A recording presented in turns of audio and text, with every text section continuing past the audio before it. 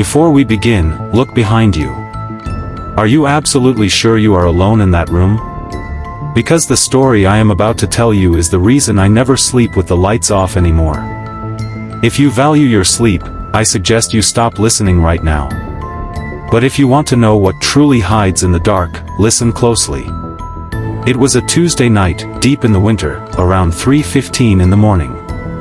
I was staying at an isolated old farmhouse that I had rented online for a quiet weekend.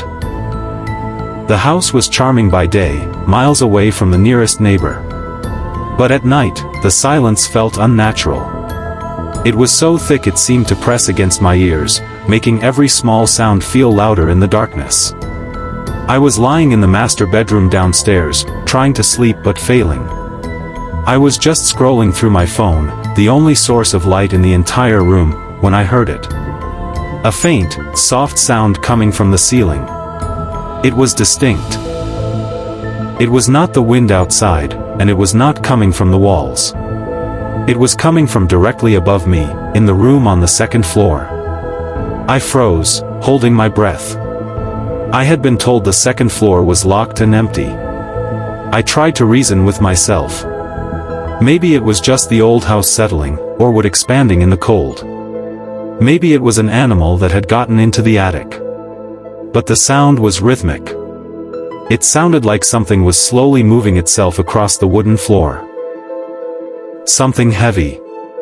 My heart began to pound against my ribs, so hard I could feel the vibration in my throat.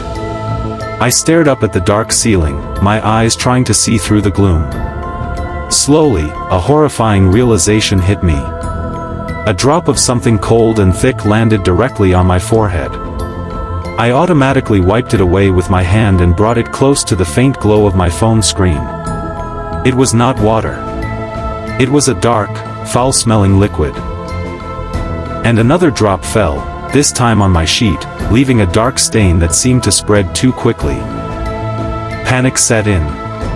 Every instinct screamed at me to run, but my body felt like lead. I had to know. I had to see what it was. Slowly, with a trembling hand, I activated my phone's flashlight and aimed the bright beam directly at the ceiling above me.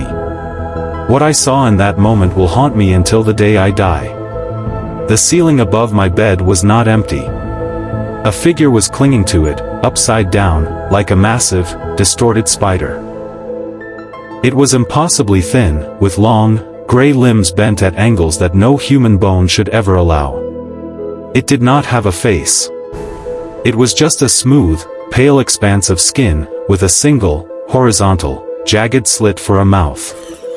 Thin strands of dark hair hung down from its inverted head. And even without eyes, I knew it was staring right at me.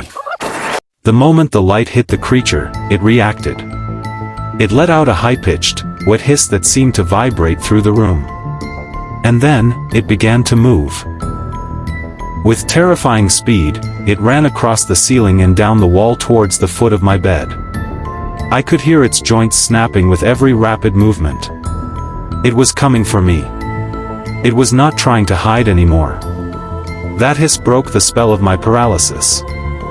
I let out a scream and scrambled backward off the bed, stumbling towards the bedroom door. My phone fell, its light casting wild shadows around the room as it rolled. I managed to reach the hallway and sprinted towards the front door. Behind me, the sound of the movement got faster and louder. It was out of the bedroom. It was right behind me.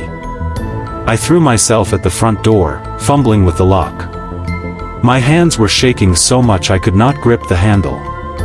I could feel a sudden, unnatural coldness wash over my back. The creature was right there. I felt a long, impossibly cold finger just graze my ankle. I screamed again and kicked backward, finally managing to force the door open. I burst out into the freezing night air and the driving rain. I did not stop to look back.